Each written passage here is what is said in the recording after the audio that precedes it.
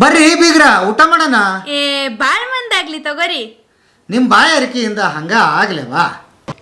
ಹಳ್ಳಿಗೆ ಸುತ್ತಿಕೊಂಡು ಅದು ಕರಮಣಿ ಕಾಳು ಬೆಳೆಯೋದು. ಆ ಹಳ್ಳು ಅದ್ಭುತವಾಗಿರೋದು. ಅದರಲ್ಲಿ ಒಗ್ಗರಣೆ ಕೊಟ್ಟರೆ ಇವತ್ತು ಯಾವ ಎಡಿಬಲ್ ಎಲ್ಲ ಅವತ್ತು ಹಳ್ಳೆಣ್ಣೆಗೆ ಸಮ ಆಗಿರಲಿಲ್ಲ. ಅದರಲ್ಲೇ ಒಗ್ಗರಣೆ ಹಾಕ್ತಿದ್ದು. ಯಾವ ಎಣ್ಣೆನೂ ಬಾಹಿವಾಗಿ ತರ್ತಿರ್ಲಿಲ್ಲ. ಅಲ್ಲೇನು ತಗೋಣರೋ ಅದನ್ನೇ ತಿನ್ನೋರು ಅವಾಗ. ಹುಚ್ಚೆಳ್ಳು ಎಣ್ಣೆಗಾಗೋದು, ಚಟ್ನಿಗೆ ಬಳಸೋರು, ಅಲ್ಲಲ್ಲೇ ಸಾಸಿವೆ ಹಾಕೋರು ಹುಳುಗಳ್ನ ಅಟ್ರಾಕ್ಷನ್ಗೋಸ್ಕರ. ಅದು ಮನೆಗೂ ಆಗೋದು. ಆಮೇಲೆ ಕಡಲೆಕಾಯಿ ಅಂತ ಹಾಕೋರು ಅದ್ಭುತವಾದ. ಇವತ್ತೇನು ನಾವು ಪಾಶ್ಚಿಮಾತ್ಯದ್ದು ಬಾದಾಮಿ ಅಂತ ತಿನ್ನೋಕೆ ಹೋಗ್ತೀವೋ ಆ ಬಾದಾಮಿ ನಮ್ಗೆ ಇಲ್ಲಿಲ್ಲೇ ಅವ ಪ್ರದೇಶಕ್ಕೆ ತಕ್ಕಂತೆ ಬಾದಾಮಿ ಇತ್ತು. ಬಾದಾಮಿ ಕಡಲೆಕಾಯಿ ಅಂತ ಇತ್ತದು. ಅದು ಆಯಿಲ್ ಕಮ್ಮಿ ಇತ್ತು ಗುಣ ಅದರಿಗೆ. ಈಗೆಲ್ಲ ಆಯಿಲ್ನ ಉದ್ದೇಶಕ್ಕೆ ಬೆಳೆಸೋದ್ರಿಂದ ಅದಕ್ಕೆ ತಳಿಗಳು ಬಂದು ಬರೀ ಎಣ್ಣೆಗೆ ಮಾತ್ರ ಕೇಂದ್ರೀಕರಣ ಮಾಡಿ ರುಚಿನ ಲೆಸ್ ಮಾಡೋದು. ಹೈಬ್ರಿಡ್ ಆಗದೆ ಹಂಗೆ ಪ್ರಕೃತಿಲಿ ಹೊಂದ್ಕಣ ಗುಣಗಳನ್ನೆಲ್ಲ ಕಟ್ ಮಾಡಿ ಕೃತಕವಾಗಿ ಹಸು ಹಾಲು ಕರಿಯೋಕೆ ಅಷ್ಟೇ ಹಸು ಇರಲಿ, ಉಳುಮೆ ಮಾಡೋಕ್ಕಷ್ಟೇ ಟ್ರ್ಯಾಕ್ಟರ್ ಇರಲಿ ಅಂತ ಹಿಂಗೆಲ್ಲ ಒಂದೇ ಏಕ ಉದ್ದೇಶಕ್ಕೆ ಬಂದುಬಿಟ್ಟಿದ್ವಿ. ಪಾಠ ಮಾಡೋಕ್ಕಷ್ಟೇ ಮೇಷ್ಟ್ರು ಇರಲಿ. ಆಮೇಲೆ ನೀವು ಒಂದೊಂದೇ ಜ್ಞಾನನ ತುಂಡು ಮಾಡಾಕಿ ಬಿಟ್ಟಿದ್ವಿ.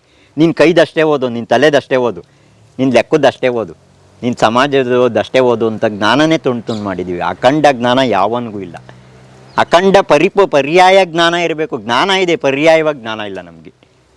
ಪರ್ಯಾಯವಾಗಿ ಜ್ಞಾನ ಇಲ್ಲದ್ರಿಂದಲೇ ನಾವು ಗುಲಾಮರಾಗ್ತಾ ಇದ್ದೀವಿ.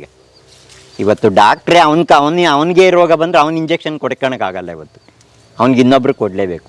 ಇವಾಗೆಲ್ಲ MRI ಸ್ಕ್ಯಾನಿಂಗ್ ಬರ್ತೈತೆ, ಎಲ್ಲ ಮಿಷಿನ್ ಏನು ಮಾಡಿದ್ದು. ನಾಳೆ ಡಾಕ್ಟ್ರು ಲೆಸ್ ಆಗಿಬಿಡ್ತಾನೆ. ಶುಗರ್ಲೆಸ್ ಕೇಳಿದ್ದೀರಾ, ಲೆಸ್ ಕಾರಲ್ಲೆಸ್ ಆಗಿರೋದನ್ನೆಲ್ಲ ವೈರ್ಲೆಸ್ ಕೇಳಿದ್ದೀರಾ, ಲಾಸ್ಟಿಗೆ ಡಾಕ್ಟ್ರು ಲೆಸ್ಸು, ಆಮೇಲೆ ಭೂಮಿಯಿಂದ ಮನುಷ್ಯನೇ ಲೆಸ್ ಆಗಿಬಿಡ್ತಾನೆ. ಯಾವಾಗ ನಾವು ಕರ್ತವ್ಯಲ್ಲಿ ನಿರತವಾಗಿದ್ವೋ ಅಲ್ಲಿ ನಮಗೆ ಬದುಕಕ್ಕೆ ಹಕ್ಕಿರುತ್ತೆ. ಯಾವಾಗ ಕೆಲಸ ಮಾಡಲ್ವೋ ಅಲ್ಲಿಂದ ನಮ್ಗೆ ಹಕ್ಕೇ ಇರಲ್ಲ. ಅಲ್ಲಿಂದ ಈ ಹಣ್ಣಿಗೆ ಬಂದು ನೋಡ್ರಿ, ಇದು ಗಾತ್ರ ನೋಡಿದ್ರಿ ನೀವು ಎಷ್ಟು ಕಾಯಿ ಬಂದೈತಿ. ಇದು ಯಾವುದು ಹೈಬ್ರಿಡ್ ಅಲ್ಲ. ಇದು ಲೋಕಲ್ಲಾಗಿ 20 ವರ್ಷದಿಂದ ಬಂದಿರೋದನ್ನ ಕಡ್ದು ಇಲ್ಲೇ ಬಿಂದ್ಕೊಂಡು ನೋಡಿದ್ದೀನಿ. ಇದು ಬುಡದಿಂದ 2.5 ಅಡಿ ದೂರ ಕತ್ತರಿಸ್ಬೇಕು. 20 ವರ್ಷದ ಮರ ಇದು. ಇದು 20 ವರ್ಷದ ಮರ. ಇದು ಯಾಕೆ ಇದು ನಮ್ಮ ಕರ್ನಾಟಕದಲ್ಲಿ ತಿನ್ನುವಂಥ ಸೇಬು ಇದು. ಯಾಕೆ ಇಲ್ಲೇ ತಿನ್ನಬೇಕು ಅಂದರೆ ಇಲ್ಲಿ ತಾಪಮಾನ ಹೆಚ್ಚಿಗಿರುತ್ತೆ. ಕಾಶ್ಮೀರ ಸೇಬ್ ಯಾಕೆ ಅಂದರೆ ಅಲ್ಲಿ ತಾಪಮಾನ ಕಮ್ಮಿ ಇರೋದ್ರಿಂದ ಅಲ್ಲಿಗೆ ಅವ್ರ ಹಣ್ಣು ಸೂಕ್ತ. ಚಳಿ ಹಣ್ಣು ನೀವು ತಂದು ಸೆಕೆಗೆ ತಿಂದರೆ ಅದು ನಿಮ್ಗೆ ಆರೋಗ್ಯಕ್ಕೆ ಹೆಂಗಾಗುತ್ತೆ. ಅದಕ್ಕೆ ಪಂಜಾಬ್ ಗೋಧಿ ತಿಂದರೆ ನಿಮ್ಗೆ ಹೀಟ್ ಆಗುತ್ತೆ. ಯಾಕಂದ್ರೆ ನಮ್ಮ ಪ್ರದೇಶದ್ದಲ್ಲ ಅದು. ನಮ್ಮ ಪ್ರದೇಶದಲ್ಲಿ ನಮ್ಮ ಕಾಲಡೆಗೆ ಏನು ಬೆಳೀತಿದ್ರು ಅದೇ ಆಹಾರ ನೀವು ಉಪಯೋಗಿಸ್ಬೇಕಾಗಿತ್ತು. ಅವಾಗ ನಿಮ್ಮ ಬಾಡಿಲಿ ಅದೇ ಆ ಎನ್ವೈರ್ಮೆಂಟಿಗೆ ತಕ್ಕನಾಗಿ ಬಾಡಿ ರಿಯಾಕ್ಟ್ ಆಗೋದು. ಈಗ ನೀವು ಯಾವಾಗ ಪಂಜಾಬಿನ ಗೋಧಿ ತಿಂತೀರೋ ನಿಮ್ಮ ಬಾಡಿಲಿ ಹೀಟ್ ಕ್ರಿಯೇಟ್ ಆಗುತ್ತೆ. 35 ಡಿಗ್ರಿಗಿಂತ ಹೀಟು ಹೆಚ್ಚಿಗೆ ಹೋದರೆ ನಿಮ್ಮ ಶುಗರ್ ಬಾಡಿಲಿ ಕ್ರಿಯೇಟ್ ಆಗೋಲ್ಲ. ಬಾಡಿಲಿ ಶುಗರ್ ಕ್ರಿಯೇಟ್ ಆಗಲಿಲ್ಲ ಅಂದರೆ ನಿಶಕ್ತಿ ಅಂತ ಹೋಗ್ತೀರಿ. ಕೋಲ್ಡ್ ಆದರೆ 20ರಿಂದ ಒಳಗೆ ಕೇಳಿದರೆ ಬಾಡಿ ನಡ್ಗಕ್ಕಿಡುತ್ತೆ, ಚಳಿ ಜ್ವರ ಅಂತ ಸ್ಟಾರ್ಟ್ ಆಗುತ್ತೆ. 35 ಮ್ಯಾಗೆ ಹೋದರೆ ಇದು ಉಷ್ಣ ಜ್ವರ ಅನ್ನಂಗೆ ಆಗುತ್ತೆ. ನೋಡಿರಿ, ಹೀಟು ಎಷ್ಟು ತಾಪಮಾನನೂ ಎಷ್ಟು ಇದಾಗಿರಬೇಕು ಅಂತ. ಆ ತಾಪಮಾನನ ಸ್ಥಿರವಾಗಿಡೋದೇ ಆಹಾರ. ನೀವು ಯಾವಾಗ ಹೊರ ಆಹಾರ ತಿಂತೀರಾ ತಾಪಮಾನ ಇಂಬ್ಯಾಲೆನ್ಸ್ ಆಗುತ್ತೆ. ಎರಡನೇದು, ಈ ಬಾಹ್ಯವಾಗಿ ಆಹಾರ ಪೂರೈಸಿದಾಗ ಇಲ್ಲ ಉಪ್ಪಿನಂಶ ಆಗುತ್ತೆ, ಇಲ್ಲ ಹುಳಿ ಅಂಶ ಆಗುತ್ತೆ. ಅದೊಂದು pH ಅಂತಾರೆ. ಆ pH ಏರಿವೇಷನ್ ಆಗಬಾರ್ದು. ಅದು ಸಮತಲದಾಗೆ ನಿಮ್ಮ ಬಾಡಿಲಿ ಉಪ್ಪು ಆಗಬಾರ್ದು, ಹುಳಿನೂ ಆಗಬಾರ್ದು. ಹುಳಿ ಆದರೆ ತಲೆ ಸುತ್ತುತ್ತೆ, ಉಪ್ಪಾದರೆ ತಲೆ ಹೊಡ್ತಾ ಬರುತ್ತೆ. ನೋಡಿ ಹೆಂಗಿದ್ರೆ. ಅದಕ್ಕೆ ನಮ್ಮ ಪೂರ್ವಜರು ಅದು ಆಹಾರದಲ್ಲೇ ಕಂಡಿಡ್ಕೊಂಡು ಉಪ್ಪಿನಕಾಯ ಬಳಸ್ಬಿಡೋರು. ಅವಾಗ ಪಿತ್ತ ಆಗೈತೆ ಅಂದರೆ ಎಳ್ಳಿಕಾಯಿ ಉಪ್ಪಿನಕಾಯಿ ಬಳಸುವಂತ ಹೇಳ್ನೋರಿದ್ದು. ಆಹಾರನೇ ಔಷಧಿ ಮಾಡ್ಕೊಂಡಿದ್ರು. ನೋಡಿ ಈಗ ಯಾವ ಸೇಬು ತಿನ್ನು ಅಂತ ಹೇಳ್ತಿದ್ರೆ ಕಾಶ್ಮೀರ ಸೇಬು ತಿನ್ನು ಅಂತಿದ್ವಿ. ನಾವು ಇರೋದು ಯಾವ ಪ್ರದೇಶ, ತಿನ್ನೋದು ಯಾವುದು. ಯಾರಿಗೂ ಅನ್ಯಾಯ ಮಾಡಿಲ್ಲ ಪ್ರಕೃತಿ. ಆ ಪ್ರದೇಶಕ್ಕೆ ತಕ್ಕಂತೆ ಆ ವಾತಾವರಣನ ಹಂಗೆ ಕೊಟ್ಟಿದ್ದೀನಿ. ನಮ್ಮ ಕಣ್ಣಂಗೆ ನನಗೆ ಕಣ್ಣಂಗೆ ದೇವನಹಳ್ಳಿ ದ್ರಾಕ್ಷಿ ಅನಾದಿಶಾಹಿ ಯಾವುದೋ ಒಂದು ದ್ರಾಕ್ಷಿ ತಳಿ ಅದ್ಭುತವಾಗಿ ಬೆಳೆಯೋರು. ಯಾವಾಗ ಬಿಜಾಪುರ ದ್ರಾಕ್ಷಿ ಬರೋಕೆ ಹಿಡಿತೋ ತುಮಕೂರು ಬೆಂಗಳೂರು ದ್ರಾಕ್ಷಿ ನಿಂತೆ ಹೋಯ್ತು. ಯಾಕೆಂದರೆ ಅವ್ರಿಗೆ ಶಾಖ ಕೊಟ್ಟವನೇ ಅಂದರೆ ಆ ಶಾಖನೇ ಅವರು ಅದ್ರಾಗೊಂದು ವರ ಇರುತ್ತದು. ಆ ವರ ಮಾಡ್ಕೋಬೇಕು. ಹಣ್ಣು ಅದ್ಭುತವಾಗಿ ರುಚಿ ಬರುತ್ತಲ್ಲಿ. ಒಣ ಪ್ರದೇಶದಲ್ಲೇ ರುಚಿ ಬರೋದು. ಯಾವತ್ತೂ ನೀರಾವರಿ ತೆಂಗಿನ ಎಳ್ನೀರು ರುಚಿ ಇರಲ್ಲ. ಅದು ಒಣ ಪ್ರದೇಶದಾಗೆ ರುಚಿ ಬರೋದು. ಇವತ್ತು ಸಿರಿಧಾನ್ಯ ಅಂತ ಇರೋದು ನೀರು ಕಮ್ಮಿ ಬಳಸಿರೋದನ್ನೇ ಸಿರಿಧಾನ್ಯ ಅಂದರು. ಗೋಧಿ ಸಿರಿಧಾನ್ಯ ಅನ್ನಲಿಲ್ಲ.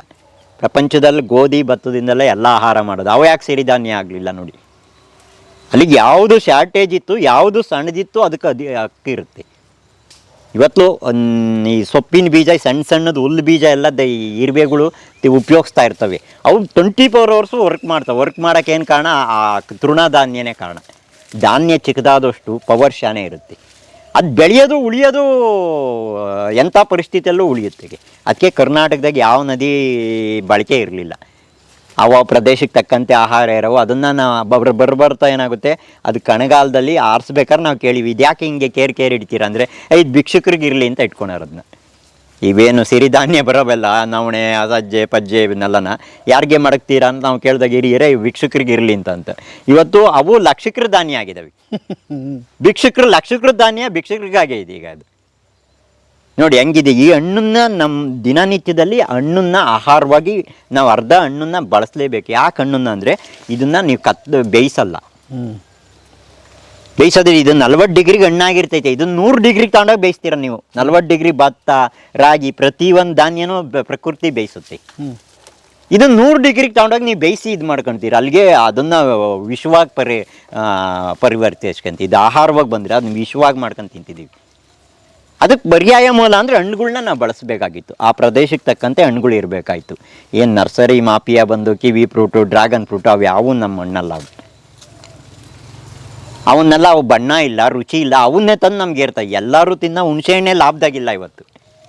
ಯಾರೋ ಒಬ್ಬೊಬ್ರು ತಿನ್ನೋದನ್ನ ಅದು ಲಾಭದಾಗ ಬರುತ್ತಲ್ಲ ನೋಡ್ರಿ. ಈಗ ಹೋಗಿ ಒಂದು ಕಡೆಗೆ ಹೋಗಿ ಸಾಯ್ತಾ ಇರ್ತಾರೆ. ಬೆಳಕಿನೊಳ ಹೋದಂಗೆ ರೆಕ್ಕೆ ಸುಟ್ಕೊಂಡು ಸಾಯ್ತಾ ಇರ್ತಾರೆ.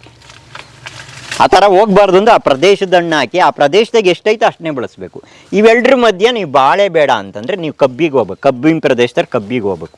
ಅದ್ಭುತವಾದ ರುಚಿ ಬರುತ್ತೆ ಕಬ್ಬು. ಇದು ಆಮೇಲೆ ಕಟಾವು ಮಾಡ್ಬಿಡ್ತೀವಲ್ಲ, ಇದಕ್ಕೊಂದು ಟೈಮ್ ಇರುತ್ತೆ, ಇದಕ್ಕೆ ನಿರಂತರವಾಗಿರುತ್ತೆ. ಅವಾಗ ಯಾಕೆ ಅವಾಗ ಇನ್ನೊಂದು ಸಣ್ಣ ಬರ್ತಲೇ ಇರ್ತೈತೆ, ನಿಲ್ಲಲ್ಲ. ಇಲ್ಲಿ ಇದನ್ನ ಪ್ರೊಡಕ್ಷನ್ ಐತೆ ಅಂದರೆ ಇದು ಪ್ರೊಡಕ್ಷನ್ ನಿಂತೋದಾಗ ಸೋಸ್ತೀವಿ, ಅವಾಗ ಅದು ಪ್ರೊಡಕ್ಷನ್ ಸ್ಟಾರ್ಟ್ ಆಗುತ್ತೆ. ಈ ಶಕ್ತಿನ ಅದು ಬಳಸ್ಕೊಂತೈತೆ. ಆ ಬೆಳಕಿನ ಶಕ್ತಿ ಬೇಕಾದ ಬೆಳಕಿಂದ ಬಳಸೋಕ್ಕೋಸ್ಕರ ಪ್ರೂನಿಂಗ್ ಮಾಡೋದು. ಬೆಳಕು ಅಮೂಲ್ಯ, ಗಾಳಿನೂ ಅಮೂಲ್ಯ, ನೀರು ಅಮೂಲ್ಯ. ಗಾಳಿ ಉಳಿಬೇಕು ಅಂತಂದರೆ ಏರುವೇಷನ್ ಇರಬೇಕು, ನೀರು ಜರ್ಗಿ ಹೋಗ್ಬೇಕು. ನಾವೆಲ್ಲ ಪಾತಿ ಸಿಸ್ಟಮ್ ಬಂದು ನೀರನ್ನ ಪ್ರಕೃತಿಗೆ ಉಲ್ಟಾ ಮಾಡ್ತೀವಿ. ನೀರು ಭಾರವಾದ ವಸ್ತು, ಗಾಳಿ ಹಗುರವಾದ ವಸ್ತು. ಹುಲ್ಲು ನೀರು ಬೆಂಕಿಯ ಒಂದೊಂದಕ್ಕೆ ಆಗೋದೇ ಇಲ್ಲ. ಆ ಮೂರು ಸೇರಿರೇ ಪ್ರಕೃತಿ ಆಗೋದು. ನೋಡಿ ಹೆಂಗೆ ಅದ್ಭುತವಾದ ವ್ಯವಸ್ಥೆ ಇದೆ ಅಂತ. ಅದಕ್ಕೆ ಮಳೆನ ಹನಿಯಾಗಿ ಕೊಡುತ್ತೆ, ಒಳೆ ಥರ ಹರಿಸಲ್ಲ ಪ್ರಕೃತಿ. ಯಾವಾಗ ಪದೇ ಸಸ್ಯಗಳನ್ನ ಕಿತ್ತೇಸ್ತೋ ಬಯಲು ಪ್ರದೇಶದ್ದು ಘಟ್ಟ ಪ್ರದೇಶದ್ದು ಒಂದೊಂದೇ ಕಡೆಗೆ ಮಳೆ ಹೋಯ್ತು. ಬ್ರೇಕ್ ಫೇಲ್ ಆದರೆ ಕಾರ್ ಕತೆ ಏನಾಗುತ್ತೆ ಹೇಳ್ರಿ. ಕಾರ್ ಅದ್ಭುತನೇ ನಿಜ, ಅದಕ್ಕೆ ಕಂಟ್ರೋಲಿಂಗ್ ಪವರ್ ಇರ್ಬೇಕು ತಾನೇ. ಈಗ ಕಂಟ್ರೋಲಿಂಗ್ ಪವರ್ ನಾವೇ ತಪ್ಪಿಸ್ಬಿಡ್ತೀವಿ. ವಾಣಿಜ್ಯೀಕರಿಸೋಕೆ ಹೋಗಿ ಏಕ ಮರ ಏಕ ಪ್ರಾಣಿಗೆ ನಿಂತ್ಕೊಂಬಿಟ್ಟಿದ್ದೀವಿ. ಈಗ ಹಾಲು ಕರಿಯೋದು ದುಡ್ಡು ಕೊಡೋದು ಎರಡು ಅದು ಹೆಸರು ಹೇಳ್ಬಾರ್ದು, ಅವೆರಡನ್ನ ಇಟ್ಕೊಂಡು ಹೊರಟ್ಬಿಟ್ಟಿದ್ದೀವಿ. ಈಗ ಅಮೆಜಾನ್ ಕಡೆಯಾಗಿ ಬೆಳೆಯೋದನ್ನ ಬೆಂಗಾಡಾಗಿ ಬೆಳೀತಾ ಇದ್ದೀವಿ. ಅದು ನೀರನ್ನ ಯಾವಾಗಲೂ ಮಳೆ ನೀರನ್ನ ಇಷ್ಟಪಡೋ ಬೆಳೆಗಳು ಏನಾಗುತ್ತೆ, ಅದು ನೀರನ್ನ ತಗೊಳಕ್ಕೆ ಇಲ್ಲಿ ಬೆಳೆದಾಗ ಏನಾಗುತ್ತೆ, ಅಂತರ್ಜಲಕ್ಕೆ ಅವಲಂಬಿತರಾದರು. ಅಂತರ್ಜಲ ಯಾಕೆ ಸಾವಿರ ಡಿಗ್ರಿ ಲಾವ ಒಳಗಡೆ ಕುದೀತಾ ಇದೆ. ಆ ತಾಪ ಒಳಗಡೆಗೆ ಬರಲಿ ರೇಡಿಯೇಟ್ರ್ ಥರ ಅಂತರ್ಜಲ ಹರಿತಾ ಇದೆ ಮೇಲ್ಗಡೆ. ಅದನ್ನೇ ನಾವು ಸ್ಟ್ರಾ ಹಾಕ್ಯಂಡು ರೇಡಿಯೇಟ್ರಿಗೆ ಸ್ಟ್ರಾ ಹಾಕ್ಯಂಡು ಕೊಡ್ದಂಗೆ. ಈಗ ಕಾರ್ ಕತೆ ಏನಾಗಬೇಕು.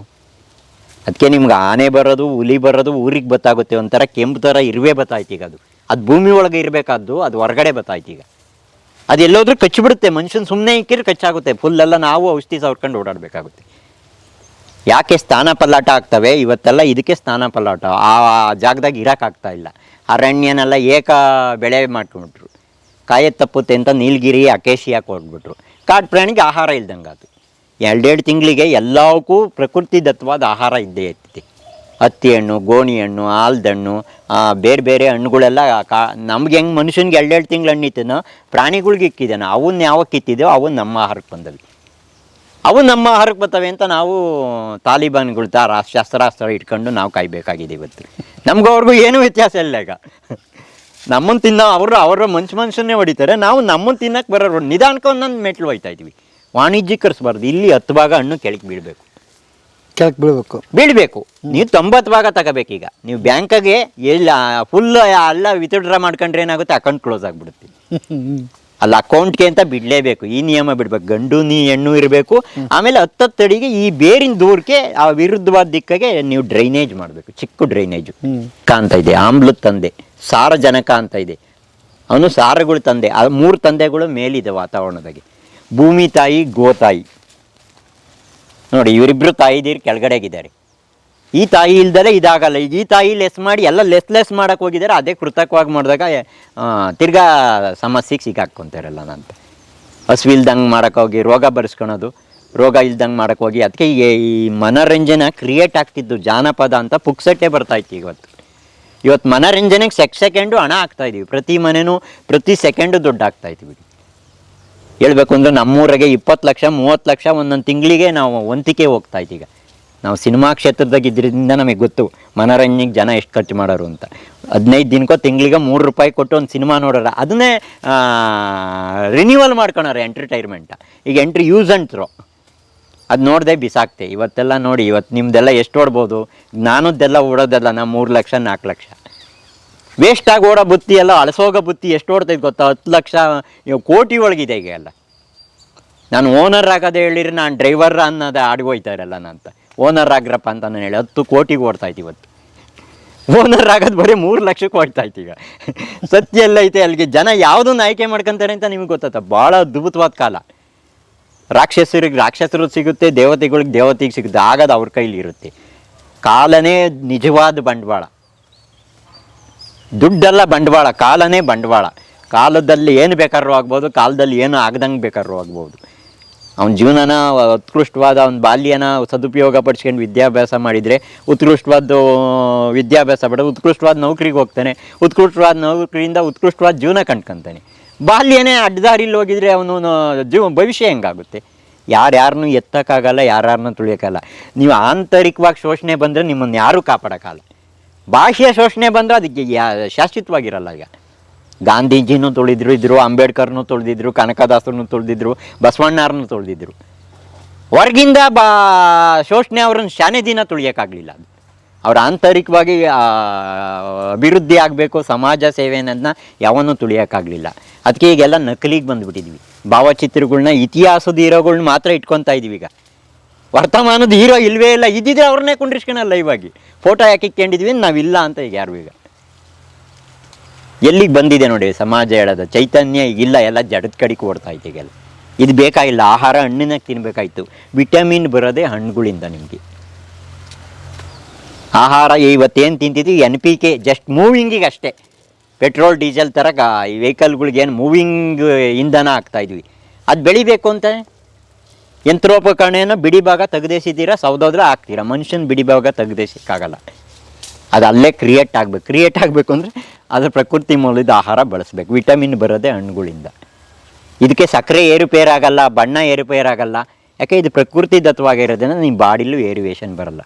ಅದ್ಭುತವಾದ ಕಲಾವಿದ, ಚಿತ್ರಕಾರ. ಪ್ರಕೃತಿ ಏನಂತ ಕರೆದ್ರೂ ಆಗಲ್ಲ. ಚಿತ್ರಕಾರ ಎದೆ ಮಾತ್ರ ಬೆಳೀತಾನೆ. ಶಿಲ್ಪಕಾರ ಆಕಾರ ಅಷ್ಟೇ ಕರೀತಾನೆ. ಹೃದಯ ಕಡಿಯೋಕೆ ಅವರಿಬ್ಬರು ಕೈಲೂ ಆಗಲ್ಲ. ಪ್ರಕೃತಿ ಹೃದಯ ಕಡಿಯುತ್ತೆ. ನಮ್ಮೊಳಗಡೆ ಶ್ವಾಸಕೋಶ ಇವೆಲ್ಲ ಏನೇನು ನೋಡಿದಿರಿ, ಒಳಗಡೆ ಹೋಗಿ ಯಾರು ಕಡಿಯೋಕ್ಕಾಗುತ್ತೆ? ಪ್ರಕೃತಿ ಒಂದೇ ಮಾಡೋಕ್ಕಾಗೋದು. ಯಾವುದೇ ರೂಪಕ್ಕೆ ಹೋದ್ರೂ ಪ್ರಕೃತಿನೇ ದೇವರು. 1000 ಜನ ಪ್ರಾಬ್ಲಮ್ ಆದರೂ ಪ್ರಕೃತಿನೇ ಕಾಪಾಡುತ್ತೆ. 100ಕ್ಕೆ 20 ಜನಕ್ಕೆ ಪ್ರಾಬ್ಲಮ್ ಆದರೆ ಕೊರೋನಾ ಸಮಯದಾಗೆ ನಾವು ಆಕ್ಸಿಜನ್ ಕೊಡೋಕ್ಕಾಗಲಿಲ್ಲ. ಇನ್ನು ಉಳಿದಿದ್ದು ಏನು ಕೊಡ್ತೀವಿ? ಈಗ ಆಲ್ರೆಡಿ ನೀರು ಮಾರೋ ಹಂತಕ್ಕೆ ಬಂದಿದ್ದೀವಿ. ಈಗ ಗಾಳಿನೂ ಮಾರೋ ಹಂತಕ್ಕೆ ಬಂದರೆ ಏನಾಗುತ್ತೆ ಹೇಳ್ರಿ ಕತೆ? ಅದಕ್ಕೆ ಪ್ರಕೃತಿ ಬಿಡಬೇಕು, ಪ್ರಕೃತಿ ಮಾಡಬೇಕು ಅಂದರೆ ನಾವು ಈ ಕಾಂಬಿನೇಷನ್ನ ಅದು ಹೆಂಗೈತೆ ನಾವು ಹಂಗೆ ಹೋಗ್ಬೇಕೀಗ. ನಮ್ಮಿಂದ ಬರೋದಲ್ಲ. ನಾವು ಬೆಳಕು ಮುಂದೆ ಹೋಗ್ಬೇಕು. ನೆಳ್ಳಿಂದ ಹೋಗೋಕೆ ಹಿಡಿದ್ಬಿಟ್ಟಿದ್ದು. ನೆಳ್ಳಿಂದ ಹೋದ್ರೆ ಅದು ಒಂದಲ್ಲ ಒಂದಿನ ನಿಮ್ಮ ಕತ್ಲಿಗೆ ಕರ್ಕೊಂಡು ಹೋಗುತ್ತೆ. ಬೆಳಕಿಂದ ಹೋದ್ರೆ ಅದೊಂದಲ್ಲ ಒಂದಿನ ನಿಮ್ಮ ಬೆಳಕಿಗೆ ಕರ್ಕೊಂಡು ಹೋಗ್ತಿರ್ತೈತಿ. ನಾವು ಹೋಗ್ತಾ ಇರೋ ವಿಧಾನ ಪ್ರಕೃತಿಗೆ ಗೌರವ ಕೊಡ್ತಾ ಇಲ್ಲ. ಬಣ್ಣ, ರುಚಿ, ವಾಸನೆ ಇವಕ್ಕೂ ಹೊರಟು ಹೋಗ್ತಾ ಇದ್ದೀವಿ. ಇದನ್ನೇ ಕಟ್ ಮಾಡಿ ಹೈಬ್ರಿಡ್ ಮಾಡ್ತಾರೆ. ಬಣ್ಣ, ರುಚಿ ಇಲ್ಲಿ ಕಟ್ ಮಾಡ್ತಾರೆ. ಫಂಕ್ಷನ್ ಬಂದಾಗ ಬಟ್ರ್ ಹಾಕ್ತಾನೆ ಬಿಡೋ ಅಂತ ಏನು ಮಾಡ್ತಾ ಹೈಬ್ರಿಡ್ ಮಾಡೋದನ್ನ. ಬಣ್ಣಕ್ಕೊಂದು ಕೆಮಿಕಲ್ಲು, ರುಚಿಗೊಂದು ಕೆಮಿಕಲ್ಲು, ವಾಸನೆಗೊಂದು ಕೆಮಿಕಲ್ಲು. ಒಂದು ಶುಭ ಕಾರ್ಯಕ್ಕೆ ಹೋದರೆ ಒಂದು 3 ಚಮಚ ವಿಷನ ನೀವು ನಿಮ್ಮ ಶರೀರಕ್ಕೆ ಹಾಕ್ಕೊಂಬರೋದೀಗ ನೋಡಿ. ಒಂದು ಕಾಲದಾಗ ಶುಭ ಕಾರ್ಯ ಆತು, ಅದು ಹೆಂಗೆ ಅಶುಭ ಕಾರ್ಯ ಆಯ್ತು ಅಂತ. ಭಾಗ್ಯದ ಬಳೆಗಾರ ಜಾನಪದ ಕಲೆಗಿದೆ ನೋಡಿ. ಒಂದು ಪ್ರದೇಶ ಹೆಂಗಿತ್ತು ನಮ್ಮ ಸಮೃದ್ಧಿಯಿಂದನಲ್ಲ. ಇವತ್ತು ಅದು ಬಾಳೆಕಂದು 2 ಮೈನ್ ಸೊಪ್ಪು ಕಟ್ಟಿ ತಳಿ ತೋರಣದಿಂದ ಅದನ್ನು ಆರ್ಟಿಫಿಷಿಯಲಾಗಿ ಆ ಸಂಭ್ರಮನ ಸೆಲೆಬ್ರೇಷನ್ ಮಾಡ್ಕೊಂಡಿದ್ವಿ. ನಮ್ಮ ಹೋಲಿ ವಾತಾವರಣನೇ ಹಂಗಿತ್ತು. ಆ ಜಾನಪದ ಕಥೆಗೆ ಹಾಡು ಕೇಳಿಬಿಡ್ರಿ, ನಾವು ಎಲ್ಲಿಂದ ಎಲ್ಲಿಗೆ ಬಂದಿದ್ದೀವಿ ಅನ್ನಿಸ್ಬಿಡುತ್ತೆ. ಅದು ಬರೀ ಧ್ವನಿ ರೂಪದಾಗೈತಿ ಅಂತಲ್ಲ, ಅದನ್ನು ಕೇಳಿಬಿಟ್ರೆ ಅದು ಹೆಂಗೆ ಕಂಚಿನ ಕದ, ಹೆಂಚಿನ ಮನೆಗಳು, ಗಾಣಗಳು ಇದೆಲ್ಲ ಹೆಂಗಿತ್ತು ನೋಡಿ ಪರಿಸ್ಥಿತಿ. ಎಲ್ಲಿಂದ ಎಲ್ಲಿಗೆ ಬಂದ. ಆಮೇಲೆ ಜಾನಪದ ಕಲೆ ಯಾರು ಅದಕ್ಕೆ ಹೋಲ್ಡಿಂಗ್ ಇಲ್ಲ. ಆ ಹಾಡು ಯಾರು ಬರ್ದವನೇ ಅಂತ ಇಲ್ಲ. ಈಗ ಜಾನಪದ ಹಾಡು ಯಾರು ಬೇಕಾದ್ರೆ ಯಾವನು ಬೇಕಾದ್ರೆ ಹೇಳ್ಬೋದು. ಅದೇ ಒಂದು ಚಿತ್ರಗೀತೆ ಕೇಳಿದ್ರೆ ಕಾಪಿ ರೈಟ್ ಆಗುತ್ತೆ. ಆ ಕಾಪಿ ರೈಟ್ ತಗೊಂಡಿರ ನಾವು ಅಬ್ಜೆಕ್ಷನ್ ಮಾಡ್ತಾನೆ. ನೋಡಿ ಜಾನಪದ ಕಲೆ ಹೆಂಗಿತ್ತು, ಸಾಹಿತ್ಯದ ಎಂಟರ್ಟೈನ್ಮೆಂಟ್ಗೆ ಅದಿತ್ತು. ಈಗ ಎಲ್ಲಿಂದ ಎಲ್ಲಿಗೆ ಬಂತು, ಜನಗಳ ಪದ, ಅದು ರಾಜನ ಪದ ಅಲ್ಲ, ಯಾರನ್ನೂ ಹೊಗಳಿಲ್ಲ. ನೋಡಿ ಜಾನಪದದ್ದು ಸಾಹಿತ್ಯದೇನೆಂದರೆ ಯಾರನ್ನೂ ತೆಗಳಿಲ್ಲ, ಯಾರನ್ನೂ ಹೊಗಳಿಲ್ಲ, ರಿಯಾಲಿಟಿನೇ ಬರೆದಿದ್ದಾರೆ ಅದನ್ನ. ಎಷ್ಟು ಅದ್ಭುತವಾಗಿ ಬಾಯಿಂದ ಬಾಯಿಗೆ ಬರೋದು, ಬುಕ್ಸಿಂದ ಬುಕ್ಸಿಗೆ ಬರ್ತಿರಲಿಲ್ಲ ಅದು. ಇವತ್ತೇ ನಿಮ್ಗೆ ವಾಟ್ಸಾಪು ಇವೇನು ನೀವು ಅಂತರ್ಜಾಲ ಅಂದು ಇವು ಕೃತಕವಾದ ಜಾನಪದಗಳು ಜನಗಳಿಂದಲೇ ಆಗಿರೋದು ಅವು. ಆದರೆ ಜನಗಳಿಂದ ಜನಗಳಿಗೆ ಆಗಿರ್ತವೆ, ಅದ್ರ ಲಾಭ ಮಾತ್ರ ಅವ್ರಿಗೆ ಹೋಗ್ತಾ ಇರ್ತೈತಿ. ಯೂಟ್ಯೂಬ್ ಏನು ಹೊಲಗೆಯಲ್ಲ, ಯೂಟ್ಯೂಬ್ ಏನು ವಿಡಿಯೋನೂ ತೆಗಿಯಲ್ಲ, ಯೂಟ್ಯೂಬ್ ಏನು ಸಾಧನೆನೂ ಮಾಡಲ್ಲ. ನೀವು ಹಾಕಕ್ಕೆ ನಿಂಬೆ ಅವ್ರು ಬಳಸ್ಕೊಂತಾರೆ, ಅವ್ರು ನಿರಂತರವಾಗಿ ಬದುಕ್ತಿರ್ತಾರೆ. ಇಲ್ಲೇನಾಗುತ್ತೆ, ಸಣ್ಣ ಸಣ್ಣ ಥರದ ಜನ ಯೋಚನೆ ಮಾಡ್ತಾರೆ. ಇವತ್ತು ಅವನ್ನ ತಗೊಂಡ, ಇದು ತಗೊಂಡ, ಅವ್ರು ಸಲೀಸಾಗಿ ಉಂಡು ಭಾಗನೇ ತಗೊಂಡೋಗಿರ್ತಾರೆ. ಈಗ ಅಮೆಜಾನ್ ಬಂತು, ಈಗ ಇಂಗ್ಲೀಷರನ್ನ ಎಲ್ಲಿ ಕಳಿಸಿದ್ವಿ ಆ ರೂಪದಾಗ ಆ ಒಳಗಡೆಗೆ ಬತ್ತಲೇ ಇದ್ದಾರೆ. ಅಮೆಜಾನ್ ಬಂದೈತೆ, ಫ್ಲಿಪ್ಕಾರ್ಟ್ ಬಂದೈತೆ. ಸರ್ 30 ರೂಪಾಯಿ ವ್ಯಾಪಾರನ ಸರಿಯಾಗಲಿಲ್ಲ ಅಂದ್ರೆ ವಾಪಸ್ ತಗೊಂಡು ಹೋಗ್ತಾರೆ. ನಿಮ್ಗೆ ಹೊಟ್ಟೆ ಉರಿತೈತೆ. ಅದು 30 ಕೋಟಿನ ಅವರು ಅದ್ರಾಗ ದುಡ್ದಿರ್ತಾರೆ, ಅದನ್ನ ಎಲ್ಲ ಅಡಿಕ್ಟ್ ಮಾಡಿರ್ತಾರೆ. ನಮ್ಮೂರು ವ್ಯಾಪಾರಿಗಳು, ನಮ್ಮೂರು ಇದನ್ನ ಸಂಸ್ಕೃತಿನೆಲ್ಲ ಸರ್ವನಾಶ, ಕಾರ್ಪೊರೇಟ್ ಸಂಸ್ಕೃತಿ ಬರ್ತಾಯಿದೆ. ಈಗ ಅದು ಬರೋಂಗಿರಲಿಲ್ಲ. ಹಳ್ಳಿನೇ ಪ್ರಪಂಚ ಆಗಿದ್ದಾಗ ನೆಮ್ಮದಿ ಇತ್ತು, ಪ್ರಪಂಚನೇ ಹಳ್ಳಿ ಆದಾಗ ನೆಮ್ಮದಿ ಹೋಗೈತಿ. ಈಗ ಮುಂದಕ್ಕೇನೂ ಇರಲ್ವಲ್ಲ ಹೋಗೋಕ್ಕೆಲ್ಲನ ಅಂತ ನೋಡ್ರಿ. ಅಲ್ಲೇ ಹುಟ್ಟಿ ಅಲ್ಲೇ ಆಗಿ ಹೆಂಗೆ ಜೀವನ ನಡೀತಿತ್ತು. ಅಲ್ಲೂರ ಉತ್ಪನ್ನದಲ್ಲೇ ಕಮ್ಮಾರಿದ್ದ, ಬಡಗಿದ್ದ ಎಲ್ಲ, ಅವ್ರಿಗೆ ಯಾರಿಗೂ ನಿರುದ್ಯೋಗ ಇರಲಿಲ್ಲ. ಅವನ ಮಗ ಅದೇ ಉದ್ಯೋಗ ಮಾಡೋನು, ಇನ್ನೊಬ್ಬರ ಮಗ ಅದೇ ಉದ್ಯೋಗ ಮಾಡೋಣ. ಅದು ಅಲ್ಲಲ್ಲೇ ಚಕ್ರದ ಥರ ತಿರುಗ್ತಾ ಹೋಗೋದು. ನಿರುದ್ಯೋಗ ಅನ್ನೋ ಸಮಸ್ಯೆ ಬರ್ತಿಲ್ಲ. ಇವತ್ತು ರೈತರ ಮನೆಗೆ 10 ಉದ್ಯೋಗ ಒಂದು ಮನೆಗೆ ಕಾದಿರ್ತವೆ, ಆದರೆ ಈ ಉದ್ಯೋಗ ಯಾರಿಗೂ ಬೇಕಾಗಿಲ್ಲ. ನಗರದಲ್ಲಿ ಉದ್ಯೋಗ ಬೇಕು, ಇದನ್ನೇ ರಾಜಕಾರಣ ಅನ್ನೋದು ನೋಡ್ರಿ. ಸಮಸ್ಯೆ ಬಗೆಹರಿಯುತ್ತೆ, ಆದರೆ ಬಗೆಹರಿಯಲ್ಲ. ಅದನ್ನು ರಾಜಕಾರಣ ಪದ ಇದಕ್ಕೆ ಬಗೆಹರಿಸ್ಬೋದು. ಈಗ ಯಾವುದೇ ಒಂದು ಈ ಗೋ ಹೋರಾಟಗಳೆಲ್ಲನ ಆಗಲಿ, ಗೋ ಮಾರ್ದಂಗೆ ನೋಡ್ಕೊಂಡ್ರೆ ಗೋ ತಗೊಳರೇ ಇರಲ್ಲ. ಗೋ ತಗೊಂಡೋಗಿರುತ್ತೆ, ಅಲ್ಲಿ ಸೀನ್ ಕ್ರಿಯೇಟ್ ಮಾಡಿಬಿಡ್ತಾರೆ. ಹೋಗಿ ಗೋ ಮಾರ್ದಂಗೆ ನೋಡ್ಕೋಬೇಕಲ್ವರ. ಈಗ ಮೂಲದಲ್ಲಿ ಉಚ್ಚಾಟನೆ ಮಾಡೋದು ಯಾರಿಗೂ ಬೇಕಾಗಿಲ್ಲ, ಹೋರಾಟ ಮಾಡೋದು ಅಷ್ಟೇ ಬೇಕಾಗಿರೋದು. ಈಗ ಆಮೇಲೆ ಇನ್ನೊಂದೇನು ರಾಜಕಾರಣ ಪದಕ್ಕೆ ನೋಡ್ರಿ. ಈಗ ಉದ್ಯೋಗಕ್ಕೆ ಬಂದರೆ ಬೇಜಾನ್ ಉದ್ಯೋಗ ವ್ಯವಸಾಯದಲ್ಲಿ ಬಿದ್ದಿದ್ದಾವೆ, ಕೆಲಸಗಾರರಿಲ್ಲ ಅಂತ ಈಗೆಲ್ಲ ಕನ್ವರ್ಟ್ ಆಗ್ತಿದ್ರೆ ಆಹಾರ ಬೆಳೆಯೋದೇ ಬಿಟ್ಟವ್ರು ನಮ್ಮ ಕಡೆಗೆಲ್ಲ. ಈಗ ನಾವು ಫುಲ್ ಬಿಟ್ಟಿದ್ದೀವಿ, ಕರೆಯೋದೇ ಬಿಟ್ಬಿಟ್ಟಿದ್ದು, ನಾವೇ ಹಾಳಾಗಿಬಿಟ್ಟಿದ್ದು, ನಾವೇ ಅರಸಾಗಿಬಿಟ್ಟಿದ್ದೀವಿ. ಹೀಗೆ ಉದ್ಯೋಗ ಬೇಜಾನಿದೆ ಹಳ್ಳಿ ಕಡೆಗೆ ಇಲ್ಲ ಅಂತ ಹೇಳ್ತಾರೆ. ಇದನ್ನೇ ರಾಜಕಾರಣ ಅನ್ನೋದು. ರಾಜಕಾರಣ ಅನ್ನೋ ಪದನ MLA ಮ್ಯಾಗ ಮಾತ್ರ ಬಳಸ್ತಿದ್ದೆವು. ಏನು ವಿಧಾನಸೌಧ ಇದೆಯಾ ಅಲ್ಲಿಂದ ಮುಂದಕ್ಕೆ ರಾಜಕಾರಣ ಅನ್ನೋ ಪದ ಅಲ್ಲಿಂದ ಒಳಗೆ ಬರ್ತಾ ಇರಲಿಲ್ಲ. ಈಗ ಆಮೇಲೆ ನಿಧಾನಕ್ಕೆ ಪಂಚಾಯತಿಗೆ ಬಂತು, ಆಮೇಲೆ ಕುಟುಂಬಕ್ಕೆ ಬಂತು. ಈಗ ಸಂಬಂಧಗಳ್ಗೆ ಬಂದೈತಿ. ಈಗ ಅಪ್ಪ ಮಗನ ರಾಜಕೀಯ ಅಂತಾನೆ, ಮಗ ಅಪ್ಪಂದು ರಾಜಕೀಯ ಐತಿ ಇದ್ರಾಗೆ ಅಂತಾನೆ. ಅಲ್ಲಿಗೆ ನೋಡಿ ಸಂಬಂಧಗಳೇ ಹೊಡೆದೋಗ್ಬಿಡ್ತಾವೆ ಕೃತಕತೆ ಬಂದು.